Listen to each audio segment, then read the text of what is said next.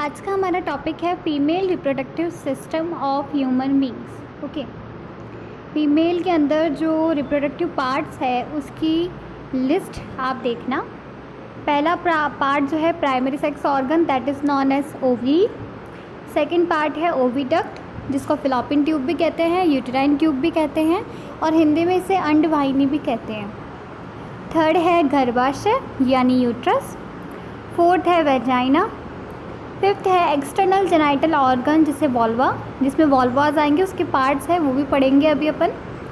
And sixth है accessory gland, जिसके अंदर बार्थोलिन ग्लैंड है। पहले वहाँ पे बल बार्थोलिन ग्लैंड आई थी मेल में, यहाँ पे बार्थोलिन ग्लैंड है इन द फीमेल। और लास्ट है मैमिलरी ग्लैंड। ये जो ग्लैंड है इसका पार्ट तो नहीं है, लेकिन अपन फिर भी इसको डिटेल में स्टडी करेंगे क्योंकि टॉपिक में है, कोर्स में है, तो इसको भी पढ़ना पड़ेगा।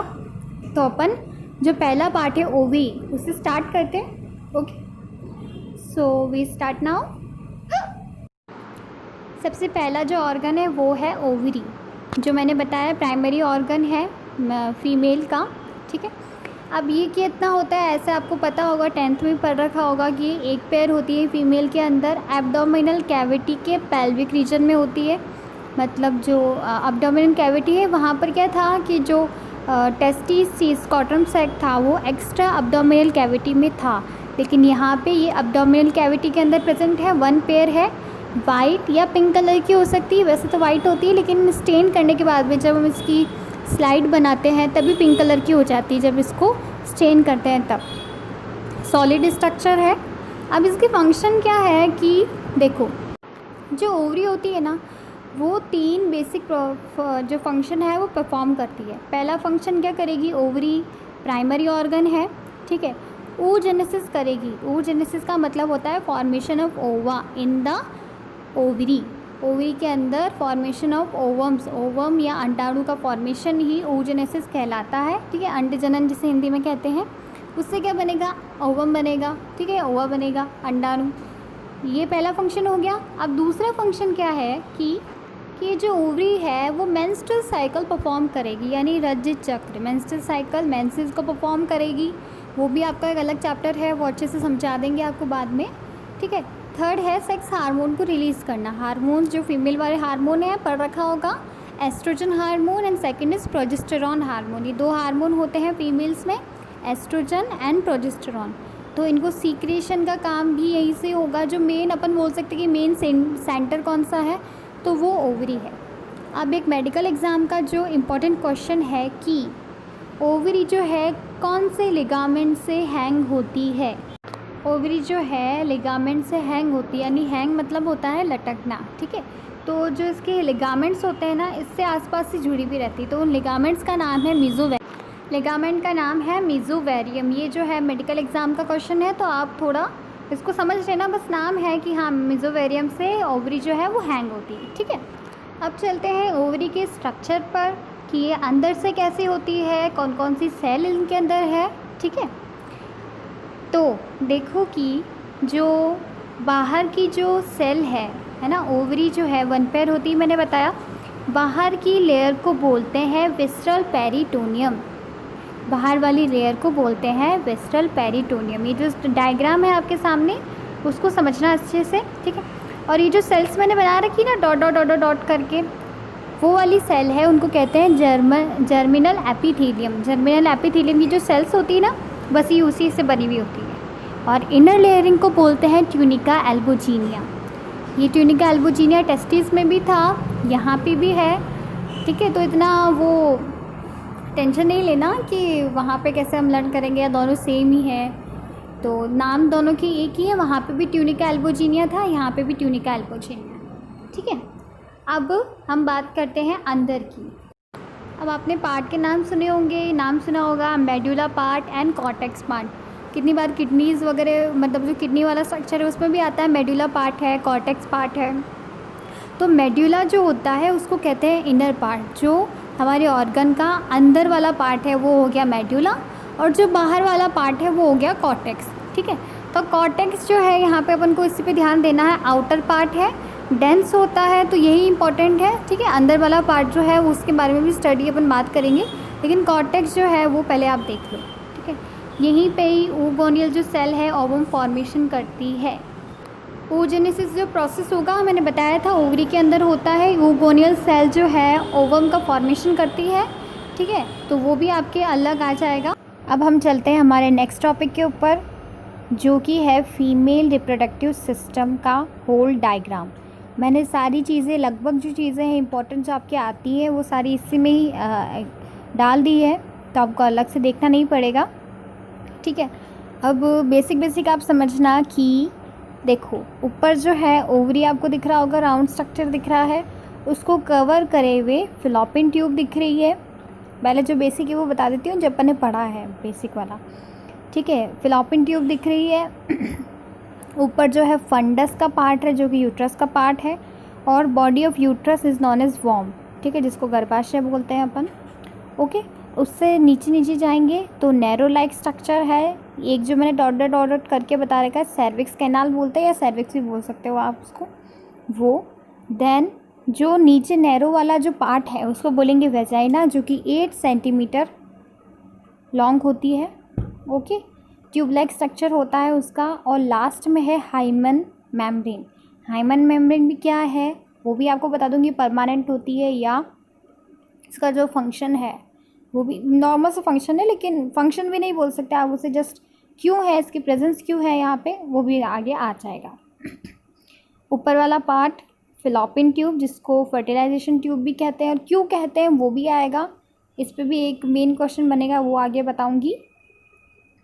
आप देखना ओवरी के ऊपर जो यहाँ पे जो फूला हुआ पार्ट है ना, जिसको अपन ने क्या कहा था फिलोपियन ट्यूब, इस फूले हुए पार्ट को यानी उसको कहते हैं इनफंडिबुलम सिलेटेड। इनफंडिबुलम सिलेटेड कहते हैं इसको, ये जो फूला हुआ पार्ट है। और अंदर जो है ओवरी के अंदर जो डॉट लाइक स्ट्रक्चर है, जो सीलिया जैसे दिख रहा होगा, उसको बोलते हैं फिम्ब्रिया, क्योंकि जब ओव्यूलेशन होगा तो एग जो है वो बाहर आने के टाइम पर by the help of fimbria ही जाएगा, तो फिम्ब्रिया इसको बोलते हैं। जो डॉट लाइक स्ट्रक्चर आपको दिख रहा है रेड कलर में, और एक ऑस्ट्रियम है, वो भी एक जस्ट नॉलेज में रख लो, ठीक है। अब आगे का पार्ट जो है अपना है फिलोपियन ट्यूब। तो इसके अंदर क्या होगा कि फिलोपियन ट्यूब के आपको पार्ट्स दिख रहे होंगे, जिसको मैंने डिनोट किया है ए और आई से। अब ए जो है एम्फ्यूला है, इस रीजन को जो आगे फूला हुआ पार्ट, जो एम्फ्यूला का मतलब ऐसे फूला हुआ होता है, ठीक है। बायोलॉजी के जो नॉमेनक्लेचर है, आप जो टर्मिनोलॉजी है उसको अगर समझोगे तो आपको समझ में आएगा कि इसको एम्फ्यूला क्यों कहा गया है, ठीक है। 2 पार्ट हो गए इसके, पहला पार्ट है एम्फ्यूला, दूसरा पार्ट है इस्थुमस, ओके। ए और आई से डिनोट किया है।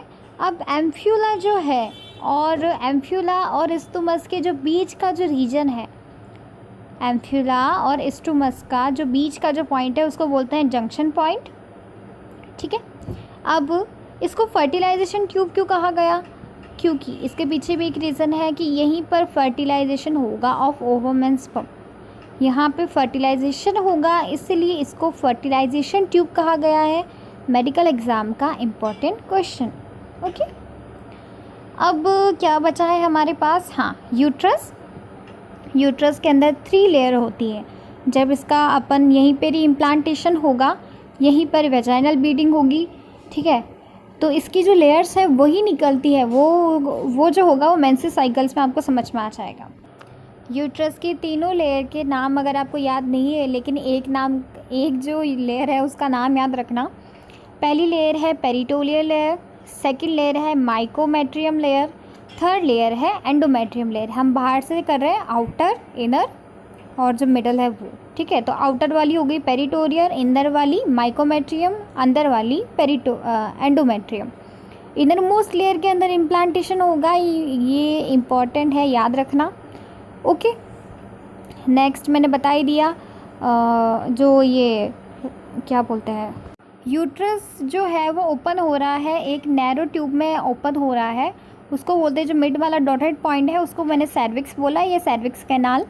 और ये जो नीचे जो स्ट्रक्चर है वो है vagina, that is 8 centimetre long tube like structure, और उसके नीचे होती है हाइमन लेयर।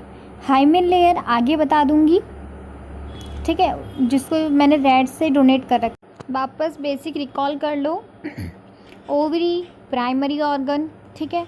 उसके जो ऊपर वाला जो पार्ट है दैट इज़ कॉल्ड इनफंडिबुलम सिलिटेड, जो कि फिलोपियन ट्यूब या फर्टिलाइज ट्यूब का ही पार्ट है।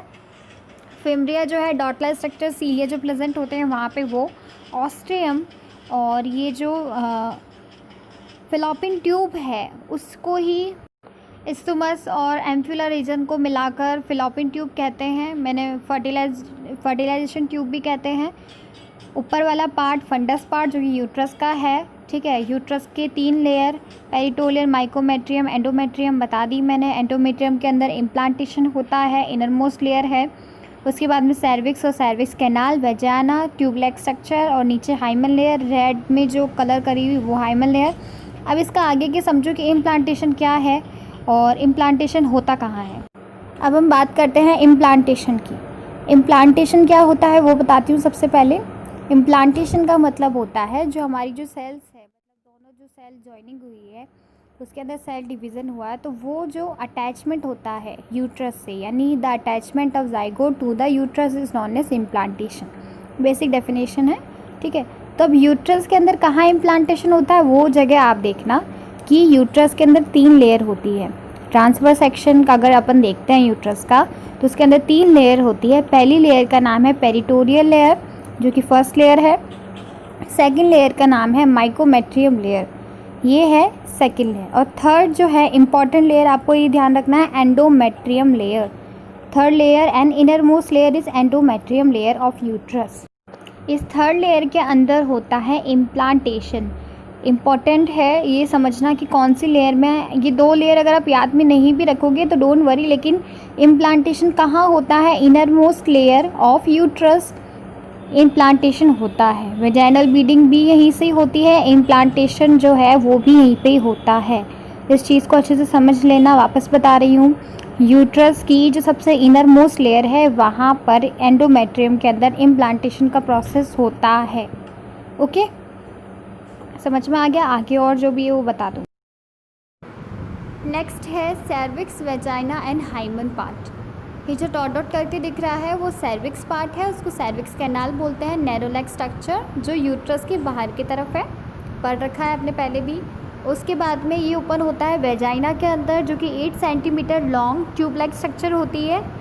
ओके, यहीं पर जो है इंटरकोर्स की जो एक्टिविटी होती है वो परफॉर्म होती है बाय कॉन्टैक्टिंग बिटवीन देम। फिर उसके बाद में बाहर की तरफ होती है हाइमन लेयर, हाइमन मेम्ब्रेन। ये एक मेम्ब्रेन लाइक स्ट्रक्चर है जो शायद कभी सेक्सुअल एक्टिविटीज़ के दौरान भी ब्रेक हो जाती है। ये परमानेंट नहीं है, बस टेम्पररी है, ठीक है। ब्रेक होने की वजह से ये मतलब फर्स्ट जो सेक्सुअल एक्टिविटी होती है उस टाइम ब्रेक हो जाती है, या फिर आप जो बाहरी फोर्स यानी आउटर फोर्स से भी ये डिपेंड खेलते वक्त भी ब्रोकन हो सकती है। और बस इसका भ्रष्ट है, बाकी इतना कोई वो नहीं है। Fallopian tube is also known as fertilization tube because उसका रीज़न क्या है कि फिलोपियन ट्यूब के मैंने 2 पार्ट बताए थे, दैट इज़ एम्फ्यूला एंड इस्टुमस, ठीक है। इन्हीं दोनों के बीच में जंक्शन पॉइंट होता है, ये दोनों मिलके फिलोपियन ट्यूब का फॉर्मेशन करते हैं। अब ये जो फिलोपियन ट्यूब के अंदर जो एम्फ्यूला वाला रीजन है, जिसको फूला हुआ जो रीजन है, वहाँ पर स्पर्म और ओवम दोनों मिलते हैं और वहाँ पे उनकी फर्टिलाइजेशन होता है।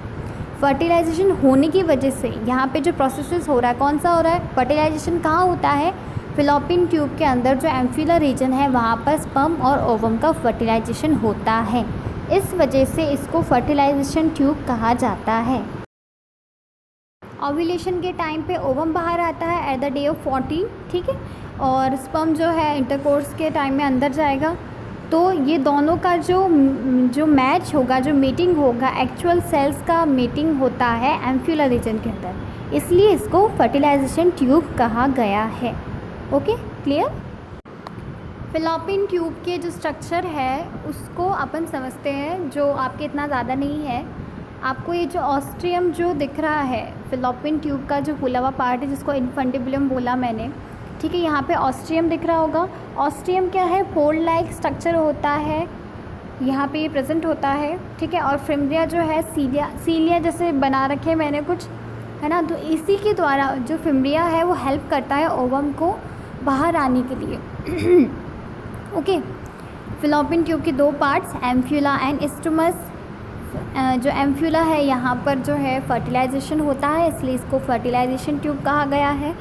यहीं से पहले वो जो ओवम है वो आएगा by the help of fimbriae, enter करेगा एम्फ्यूलर रीजन में। अगर ओव्यूलेशन क्या होता है, देखो ओव्यूलेशन का मतलब होता है कि ओवरी से ओवम का निकलना, ठीक है। Rupture of ovum from the ovary is known as ovulation. और ये जो होता है एलएच जो हार्मोन है उसकी वजह से होता है, एलएच सर्च भी आ जाएगा आपके आगे, उसकी वजह से होता है, हार्मोन्स के इफ़ेक्ट की वजह से 14 डे पे, मतलब मेंस्ट्रुअल साइकिल जो फर्स्ट से 14 डे है, 14 से 28 है तब, तो 14 डे पे अपन ऐसे लेके चलते तो 14 डे पे ओव्यूलेशन होता है। दोनों सेल्स जो है स्पर्म एंड एग ओवम अगर मिल जाते हैं तो फर्टिलाइजेशन हो जाएगा एम्फ्यूला में। फिर वो जो है उसका इम्प्लांटेशन हो जाएगा, मतलब सेल डिवीज़न के बाद में इम्प्लांटेशन हो जाएगा। इम्प्लांटेशन कहाँ होता है, यूट्रस में, एंडोमेट्रियम में, ठीक है। ये मैंने पहले बताया था आपको।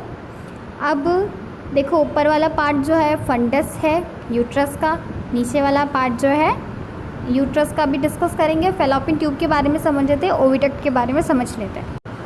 अब देखो कि ओविडक्ट जो हमने बोला था, क्या बोला था, फेलोपियन ट्यूब 1 पेयर होता है, ओवरी भी 1 पेयर होती है, ओविडक्ट भी 1 पेयर होता है।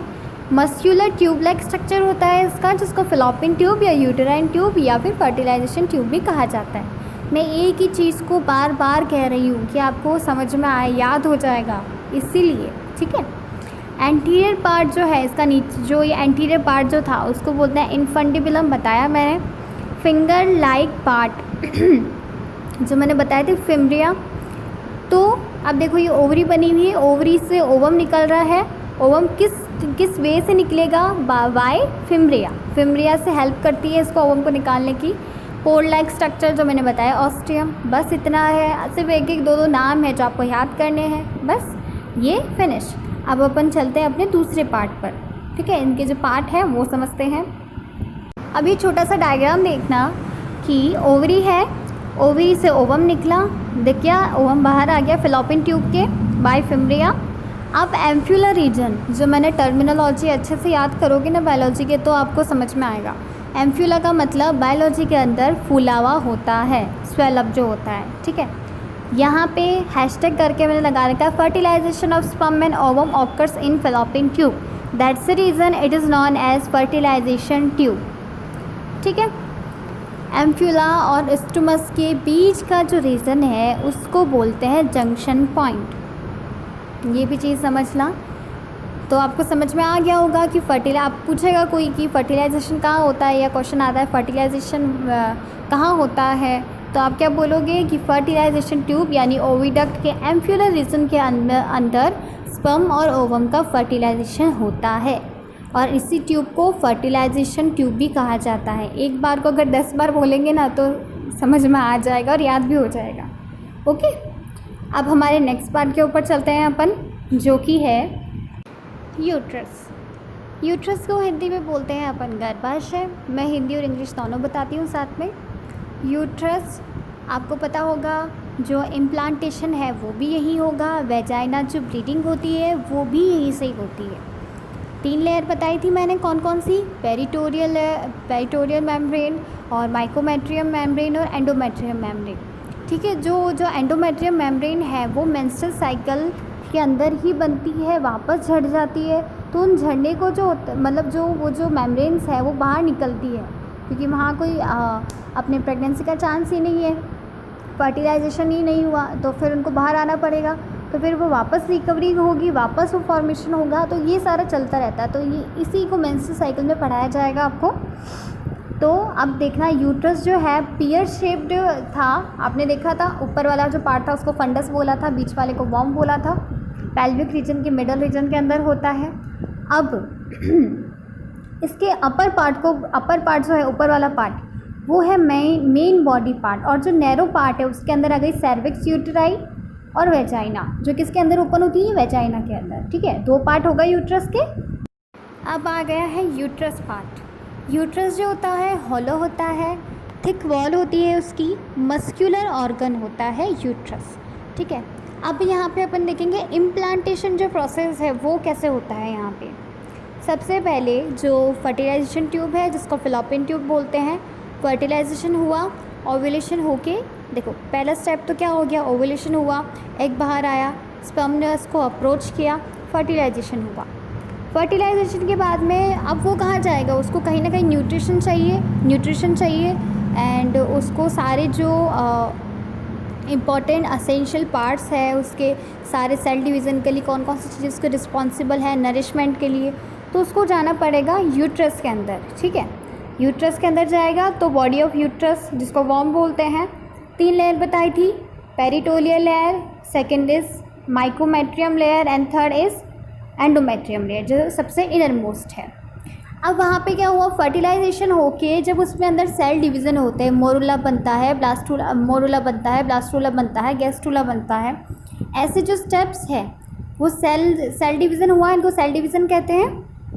तो क्या होगा कि इम्प्लांटेशन की सीधी सी डिफाइन है, blastula try to attach with uterine cavity, uterus के अंदर अटैच होने का जो प्रोसेस है उसको इम्प्लांटेशन कहा जाता है। ब्लास्टुला का यूट्रस के एंडोमेट्रियम जो इनर मोस्ट लेयर है वहाँ पे अटैचमेंट को ही इम्प्लांटेशन कहा जाता है। तो क्या होगा कि ये सबसे जो इम्पॉर्टेंट और सबसे सेंसिटिव जो होता है डिफ़िकल्ट प्रोसेस वो इम्प्लांटेशन का प्रोसेस है कि जो ब्लास्टुला जो हमारे जो जाइगोट बना है उसको यूटेराइन कैविटी में हमको अटैच कराना। ठीक है, ये सबसे इनर मोस्ट लेयर होती है। यहाँ पर जो इम्प्लांटेशन है, इम्प्लांटेशन 3 तरह का होता है, वैसे तो कोर्स में नहीं है लेकिन आपको सिर्फ ध्यान रखने के लिए कि सुपरफिशियल इम्प्लांटेशन एक होता है, इकोसेंट्रिक इम्प्लांटेशन भी होता है, और एक होता है इंटरस्टिशियल इम्प्लांटेशन। तो इंटरस्टिशियल जो इम्प्लांटेशन होता है वो होता है ह्यूमन के अंदर, कि जो हमारा ब्लास्टुला है वो पूरा एंडोमेट्रियम के अंदर धंस जाता है। जैसे कि कोई बॉल ली हमने और उसको हम एक दीवार के अंदर डाल रहे हैं, ठीक है, तो वो जो ऐसे टाइप समझ लो आप, है ना, तो उसको इंटरस्टिशियल टाइप का जो इम्प्लांटेशन होता है यानी भ्रूण का निरोपण जिसको कहते हैं हिंदी में इम्प्लांटेशन, निरोपण। ठीक है, तो ये होता है इंटरस्टिशियल टाइप का इम्प्लांटेशन होता है ह्यूमन के अंदर, जहाँ पर जो हमारा एम्ब्रियो है वो डायरेक्ट मतलब पूरे के पूरे एंडोमेट्रियम के अंदर धंस जाता है, अंदर चला जाता है। ठीक है, अब देखना कि ओवरी से ओवम बाहर आया, ये आपको स्माइली वाला दिख रहा होगा, ओवम बाहर आ गया, एम्फ्यूलर रीजन तक आ गया, यहाँ से स्पर्म का हमने इंसेमिनेशन हुआ, इंटरकोर्स के बाद में इंसेमिनेशन हुआ, स्पर्म अप्रोच करने वाले हैं ओवम को, दोनों का जो है एडअप हुए दोनों एम्फ्यूलर रीजन के अंदर, फिलोपियन ट्यूब के अंदर। फिर क्या बना, एम्ब्रियो बना या फिर हमारा ब्लास्टुला जो बना मोरुला ब्लास्टुला, और वो जाके फर्टिलाइजेशन होने के बाद में यानी fusion of pronuclei of male and female, male pronuclei और फीमेल प्रोन्यूक्लियाई, इन दोनों का जो फ्यूज़न है उसको फर्टिलाइजेशन कहते हैं। वो जाकर वो जो एंडोमेट्रियम लेयर है यूट्रस की थर्ड इनर मोस्ट लेयर में अटैच हो जाता है। मतलब कि fusion of pronuclei of male and female is known as fertilization, and the fertilization cell जो होती है हमारी वो इम्प्लांट हो जाती है एंडोमेट्रियम के अंदर, that is known as implantation या निरोपरण। ठीक है, अब इसके बाद में इसके अंदर न्यूट्रिशन प्रोवाइड होगा, फिर ये बेबी के फॉर्म में आ जाएगा। तो ये वाला बेसिक आपने पढ़ा इसका फॉर्मेशन। अब एक बार ओवरऑल व्यू भी देख लेते हैं अपन कि वापस रिकॉल करते हैं। फिलोपियन ट्यूब जिसको फर्टिलाइजेशन ट्यूब कहा जाता है, वहाँ पे फ्यूज़न होता है मेल एंड फीमेल का यानी फर्टिलाइजेशन होता है। ठीक है, इम्प्लांटेशन होता है एंडोमेट्रियम के अंदर। अब इम्प्लांटेशन की define, attachment of embryo to the wall of uterus या attachment of blastula uterine cavity known as implantation. ठीक है, ये आ गया समझ में।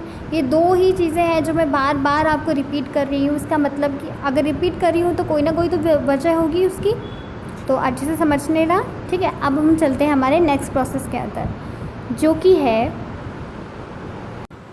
सर्विक्स यूटेराई या फिर उसके अंदर पढ़ेंगे हम वेजाइना। सर्विक्स यूटेराई जो है वो ओपन होती है वेजाइना के अंदर। ठीक है, जो मैंने बताया था नैरो लाइक स्ट्रक्चर। अब वेजाइना जो है वो है copulatory organ of female, female का कॉपुलेटरी ऑर्गन यानी मैथुनी अंग।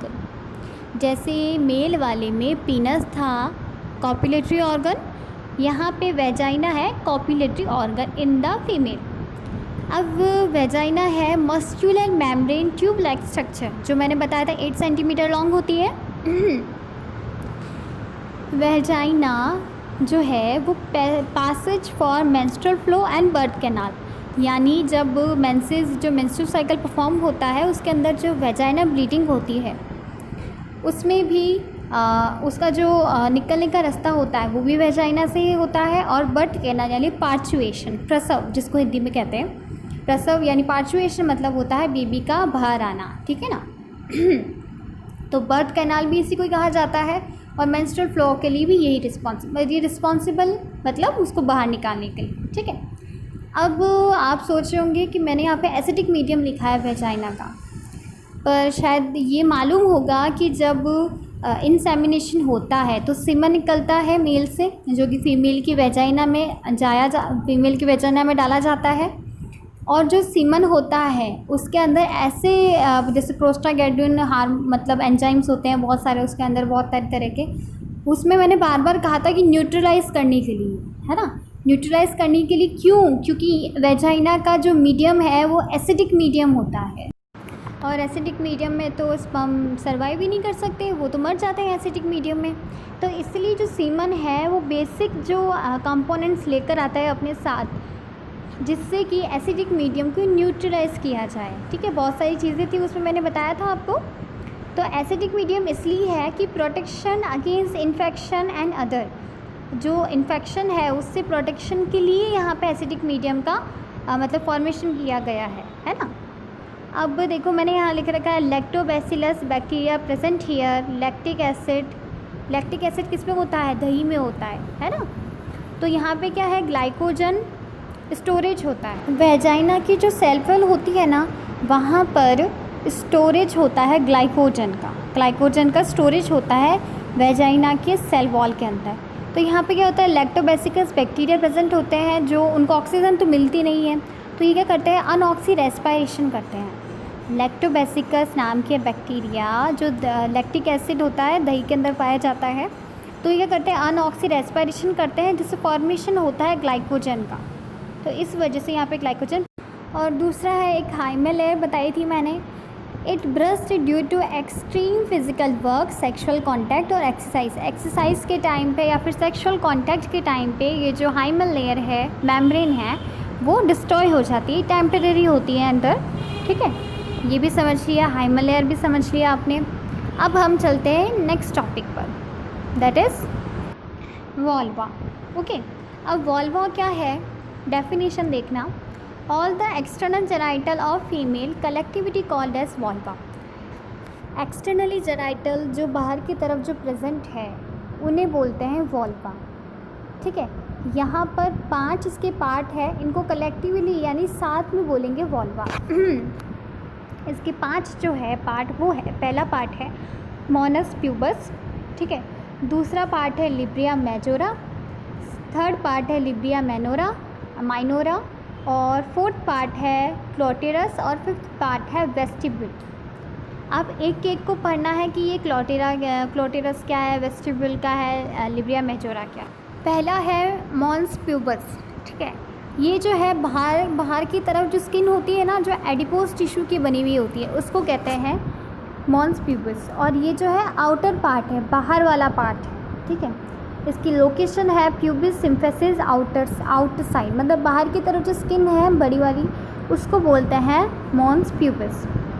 ओके, अब एक एक करके सारे देखते हैं अपन। दूसरा है लिब्रिया मेजोरा। अब लिब्रिया मेजोरा और लिब्रिया माइनोरा नाम तो सेम लग रहे होंगे, बस मेजोरा और माइनोरा का अंतर है। तो मेजोरा के अंदर है लिब्रिया मेजोरा भी 1 पेयर होता है, लिब्रिया माइनोरा भी 1 पेयर होता है। मेजोरा यानी बड़ा और माइनोरा यानी कम, दोनों बोथ आर 1 पेयर, यानी 2 हो गए। फोल्ड होते हैं स्किन के, तो लिब्रिया मेजोरा जो है वो 2 थिक फोल्ड्स होते हैं, यानी मोटे फोल्ड्स होते हैं लॉन्गिट्यूडनल साइड के, और इनके ऊपर क्या होते हैं? हेयर प्रेजेंट होते हैं, ठीक है। बाहर की तरफ जो हमारी स्किन है उसको बोलेंगे लिब्रिया मेजोरा यानी बड़ा, ठीक है। तो थिक वाला हम इसको यूज़ करेंगे। और लिब्रिया माइनोरा के अंदर ये भी 1 पेयर होते हैं, यानी 2 फोल्ड्स हो गए। ये होते हैं 2 थिन फोल्ड्स, जो कि होते छोटे होते हैं ये। और यहीं पर पिगमेंटेड स्किन होती है, जो कलर होता है वो पिगमेंट्स जो प्रेजेंट होता है, पिगमेंट यानी कलर प्रोवाइड कराता है। तो लिब्रिया मेजोरा जो है 1 पेयर है, लिब्रिया माइनोरा भी 1 पेयर है, लेकिन डिफरेंस क्या है, यहाँ पे वो थिक कॉर्ड है और यहाँ पे वो थिन कॉर्ड है। और लिब्रिया मेजोरा के ऊपर ही हेयर्स प्रेजेंट होते हैं, ये भी ध्यान रखना आप। ये बाहर वाले फोल्ड्स हैं और ये लिब्रिया मेनोरा जो है वो अंदर वाला फोल्ड है। अब बात करते हैं क्लोटिरस की। क्लाइटोरस जो है वो सेंसरी और इरेक्टाइल ऑर्गन होता है। इरेक्टाइल यानी संवेदनशील, ठीक है। Sensory organ and erectile organ, जिसको homologous organ as to male के जो होमोलोगस ऑर्गन है उसी से ही, जैसे पीनस है वहाँ पर, है ना, तो वो क्या है, इरेक्टाइल ऑर्गन है उसका, जैसे ही यहाँ पे क्लोटिरस है, ठीक है। अब है वेस्टिब्यूल।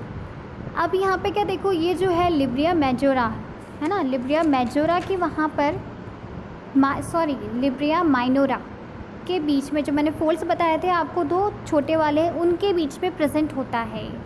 यहाँ पर क्या है, ऑरिफिल्स होते हैं इसके, यानी यूरिनरी ट्रैक्ट का भी ऑरिफिल होता है, वेजाइना ट्रैक्ट का भी ऑरिफिल होता है। मैं बता दूँ यहाँ पर कि जो रिप्रोडक्शन सिस्टम है और एक्सक्रीटरी सिस्टम है वो दोनों अलग होते हैं फीमेल के अंदर, लेकिन मेल के अंदर यहाँ पे सेम होंगे, मतलब जुड़े हुए होंगे, आपस में कनेक्शन होगा। लेकिन फीमेल्स के अंदर बोथ आर सेपरेट प्रोसेस। यहाँ पे यूरिनरी ट्रैक्ट और वेजाइना अलग अलग है और यहीं पे रेस्पेक्टिवली ऑरिफिल्स में वो ओपन होते हैं, जिनको पोर्ट्स कहते हैं। ओके, ये डायग्राम देखो अब आप। डायग्राम के अंदर जो बाहर वाला फोल्ड है, मैंने बताया था लिब्रिया मेजोरा बड़े वाले पार्ट, और उसके बाद में है लिब्रिया माइनोरा जो कि अंदर वाला पार्ट है। और लिब्रिया मेजोरा के ऊपर हेयर प्रेजेंट होते हैं, देखो हेयर वाला स्ट्रक्चर बना रखा है।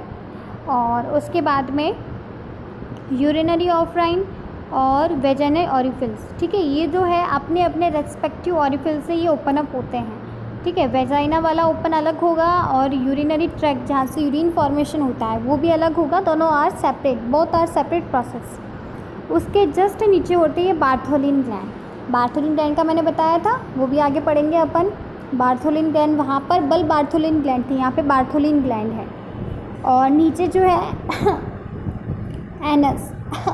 ओके, ये हो गया, समझ में आ गया डायग्राम।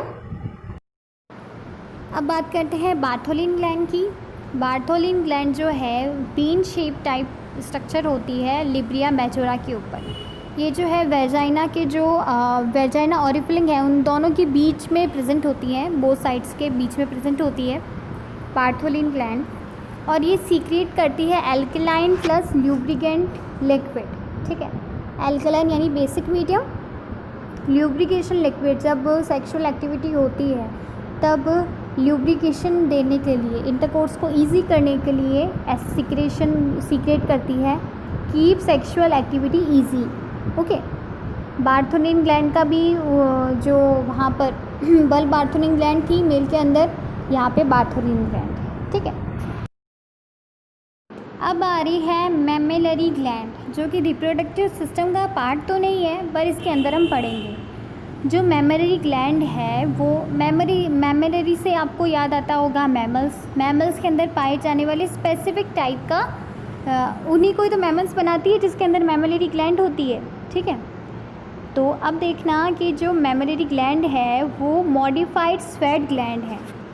इम्पॉर्टेंट क्वेश्चन है कि मैमेलरी ग्लैंड क्या है, कि मॉडिफाइड स्वेट ग्लैंड का मॉडिफाइड जो प्रेजेंट है मॉडिफाइड यानी आगे से कुछ टाइम बाद में उसका कन्वर्ट हो जाना, ठीक है। स्वेट ग्लैंड का ही मॉडिफिकेशन है मैमेलरी ग्लैंड।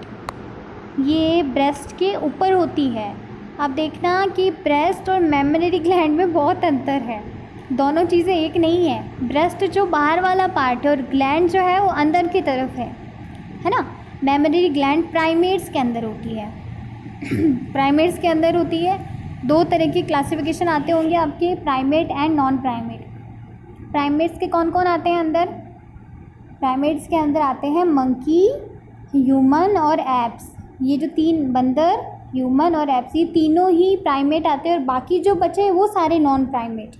ओके, तो अब देखना कि मेमोरी जो ग्लैंड है ना वो ह्यूमन के अंदर मेल और फीमेल दोनों में प्रेजेंट होती है, मेल और फीमेल दोनों में प्रेजेंट होती है, बट फीमेल के अंदर फंक्शनल होती है और मेल के अंदर अनफंक्शनल होती तो दोनों के अंदर है, लेकिन फंक्शन जो है फंक्शन वो उसके अंदर इनएक्टिव फॉर्म में प्रेजेंट होती है, लेकिन फीमेल के अंदर फंक्शनल एंड एक्टिव फॉर्म में प्रेजेंट होती है। और नॉन प्राइमेट्स की अपन ने बात की थी कि प्राइमेट्स के अंदर 1 पेयर होती है और नॉन प्राइमेट्स के अंदर मोर देन 1 पेयर हो सकती है। जो मंकीज़, ह्यूमंस और एपीज़ को के अलावा जितने भी एनिमल्स हैं जो भी बचे हैं वो सारे नॉन प्राइमेट के अंदर आएंगे।